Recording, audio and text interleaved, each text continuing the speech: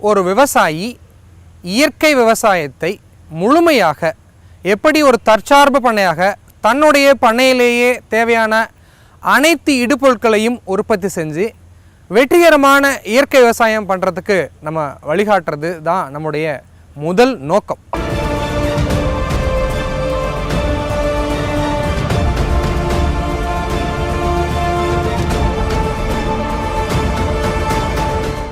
நம்பிக்கை ஊட்டுகிற இயற்கை உணவை நம்மளுடைய உலக மக்களுக்கு ஊட்ட முடியும்.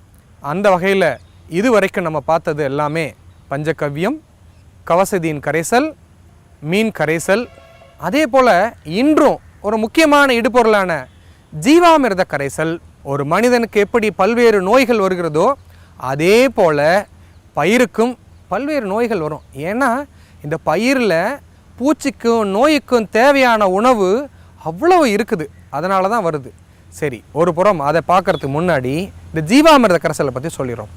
இது வரைக்கும் ஜீவாமிர்த கரைசலை நம்ம பசுஞ்சாணம், கோமியம், பயிர் மாவு அப்படின்னு படிச்சிருப்போம். ஆனால் இந்த முறை சற்றே வித்தியாசமாக நல்ல பயிருக்கு உணவு அளிக்கக்கூடிய வகையில் மண்ணில் இருக்கக்கூடிய நுண்ணுயிர்களுக்கான உணவு, அந்த நுண்ணுயிர்களை தூண்டி விட்டு அது நிறைய பயிருக்கு தேவையான நுண்ணூட்டச்சத்துக்கள் அனைத்தையும் எடுத்து கொடுக்குற மாதிரி நம்ம ஒரு உணவை தயாரிக்க போகிறோம். என்ன செய்ய போகிறோம்?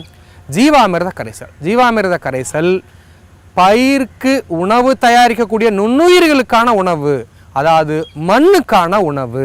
நம்ம ஒரு 150 லிட்டர் தண்ணியை சேர்த்து ஒரு 200 லிட்டர் கரைசலாக மாற்றிடணும். மாற்றிட்டு அடுத்த நாள் பாசன நீர் வழியாகவோ அல்லது வயலில் அங்கே போய் கரைச்சி ஊற்றி விடுற அளவுக்கு பண்ணலாம். இது சின்ன விவசாயி செய்ய முடியும். பெரிய அளவில் இது மாதிரி இருக்கக்கூடிய மிகப்பெரிய பண்ணைகளில் நீங்கள் பாசன நீர் வழியாக விடுறதே மிக சிறந்தது. இப்படி கொடுக்கும் பொழுது மண்ணில் இருக்கக்கூடிய நுண்ணுயிர்களான Azospirillum, Azotobacter, Gluconacetobacter, Rhizobium, potash mobiliser, phosphobacteria, silica solubiliser, zinc solubiliser, Pseudomonas, Trichoderma viride, Paecilomyces, இப்படி மண்ணிலிருந்து வரக்கூடிய அத்தனை நுண்ணுயிர்களும் நமக்கு கிடைக்கும். நம்முடைய நோக்கமே என்ன? அதிக அளவில் நன்மை செய்யும் நுண்ணுயிர்களை பெருக்கி நுண்ணூட்டங்கள் எடுத்து கொடுக்கணும்.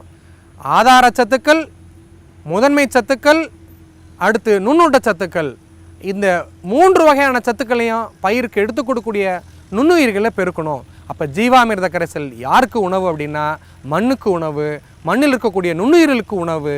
இந்த மண்ணில் இருக்கக்கூடிய நுண்ணுயிர்கள் இருந்தால் தான் நமக்கு எல்லா வகையான சத்துக்களையும் பயிருக்கு அழகாக சமைச்சி அதோட வேரில் ஊட்டி விடும். அதுதான் மிக அவசியமான ஒன்று. பயிர்கள் அனைத்து வகையான சத்துக்களையும் எடுத்துக்கிட்டு மிக வேகமாக போஷாக்காக வளரும். ஆக முதல் மேலூரம், 2வது மேலூரம், 3வது மேலூரத்தெல்லாம் மறந்துட்டு முதல் ஜீவாமிர்த கரைசல் ஊட்டம், 2வது ஜீவாமிர்த கரைசல் ஊட்டம், 3வது ஊட்டம் தேவைப்படும் பொழுதெல்லாம் நம்ம வீட்டில் இருக்க ஜீவாமிர்த கரைசல் எடுத்து கொடுக்கணும். குறிப்பாக ஜீவாமிர்த கரைசலை நீங்களே தயாரிக்கணுங்கிறது தான் முதல் விதிமுறை. இது உங்கள் வயலில் இருக்கக்கூடிய பொருட்களை, கிடைக்கிற பொருட்களை வச்சு அவசியம் உங்களுடைய தோட்டத்தில் தயாரித்து நீங்கள் பயன்படுத்தணும். எவ்வளோ அளவு பயன்படுத்தலாம், எவ்வளோ நாள் இடைவெளியில் பயன்படுத்தலாம், இந்த அளவு அப்படிங்கிறது ஒரு ஏக்கருக்கு குறைந்தபட்சம் 200 லிட்டர் தண்ணியில் கரைஞ்சி கொடுக்கணும். அதிகமாக நான் 400 லிட்டர் தண்ணியில் கொடுக்குறேன், ரொம்ப நல்லது. அடுத்து எவ்வளோ நாட்கள் இடைவெளியில் இதை கொடுக்கணும் அப்படின்னா, இது சாதாரணமாக 15 நாட்கள் இடைவெளியில் கொடுத்தா போதும். பயிர் நல்ல வளர்ச்சியாக இருக்குன்னு வச்சுக்கோங்களேன், அப்போ 1 மாதத்துக்கு ஒரு முறை கொடுத்தா கூட போதும். ஆனால் நெல் பயிர், நிலக்கடலை, காய்கறி பயிர்கள் இது போன்ற குறுகிய கால பயிர்களுக்கு என்ன பண்ணலாம் அப்படின்னா வாரம் ஒரு முறை அல்லது 15 நாட்கள் ஒரு முறை கொடுக்குற மூலிமா பயிர் வேகமாக வளரும். ஏன்னா நெல் பயிருக்கு அந்த சிம்பு வெடிக்கிற கதிர் உருவாகிற பயிர் பருவம் வரைக்கும் தான் இது தேவை. அதனால் அடிக்கடி கொடுக்கறது நல்லது. அதே சமயம் ரொம்ப வளர்த்துறாமல் அளவோடு கொடுப்பதும் மிக சிறந்த ஒன்றாக இருக்கும்.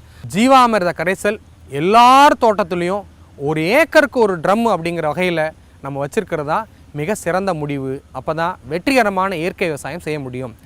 நெல் பயிரை பொறுத்தவரை நம்ம இன்றைக்கி 90% மக்கள் அரிசி உணவை தான் சாப்பிட்றோம். அரிசியில் அவ்வளவு நன்மை தரும் சத்துக்கள் இருக்குது, நுண்ணூட்டங்கள் இருக்குது, நமக்கு தேவையான அவ்வளவு சத்துக்களும் இருக்குது. இந்த அரிசியில் பல்வேறு சத்துக்கள் இருக்கிறதுனால தான் பழங்காலத்தில் அரசர்களுக்கும் ஊரில் வசதியானவருக்கும் முதன்மையானவர்களுக்கும் இந்த அரிசி உணவை கொடுத்துருக்குறாங்க. நம்ம ஏழைகளுக்கு மாதத்தில் ஒரு முறை கொடுத்தாங்க. ஆனால் இன்று எல்லோரும் நம்ம முக்கியமானவர்களாக மாறிவிட்டதுனால எல்லாத்துக்கும் அரிசி தேவை. அதனால் பெரும்பான்மையான மக்கள் அரிசி உணவை தான் எடுத்துக்கிறாங்க. ஆக நெல் சாகுபடியில் 100% இயற்கை முறையில் உற்பத்தி செய்ய முடியுங்கிறத ஏற்கனவே பலாயிரக்கணக்கான விவசாயிகள் நிரூபிச்சிருந்தாலும் வெற்றிகரமான இயற்கை விவசாயம் செய்ய முடிவது அப்படிங்கிறத நம்ம நிரூபிக்கிறோம். அது மட்டும் இல்லாமல் வெற்றிகரமான அப்படின்னு சொன்னாவே என்ன அர்த்தம் அப்படின்னா, அதிக மகசூல் எடுக்கணும், அதிக செம்புகள் வெடிக்கணும், அதிக நெல் கொண்டு வந்தால் தான் வெற்றிகரமான மகசூல். இன்றைக்கு பல ஆயிரக்கணக்கான பேர் மனசில் எண்ணமே இந்த பாரம்பரிய அரிசி குறைஞ்ச விலையில் கிடைக்கணும் அப்படின்னு. அப்போ நம்ம அதிகமாக உற்பத்தி செஞ்சால் குறைஞ்ச விலையில் கிடைக்கும். இப்போ அதிகமாக உற்பத்தி செய்வதற்கு தேவையான இடுபொருட்களில் பஞ்சகவ்யம், மீன் கரைசல், எண்ணெய் கரைசல், ஜீவாமிர்த கரைசல், இன்னும் பல ஒவ்வொன்றாக நாம் பார்க்க இருக்கிறோம். ஆக இதெல்லாம் நமது பண்ணையில் அவசியம் இருக்க வேண்டிய பொருட்கள் ஆகும். ஆக எல்லோரும் ஜீவாமிர்த கரைசலை தயாரித்து உங்களுடைய பண்ணைக்கு கொடுத்து அதில் அதிக மகசூல் பெறணும்னு எல்லாத்தையும் கேட்டுக்கிறேன்.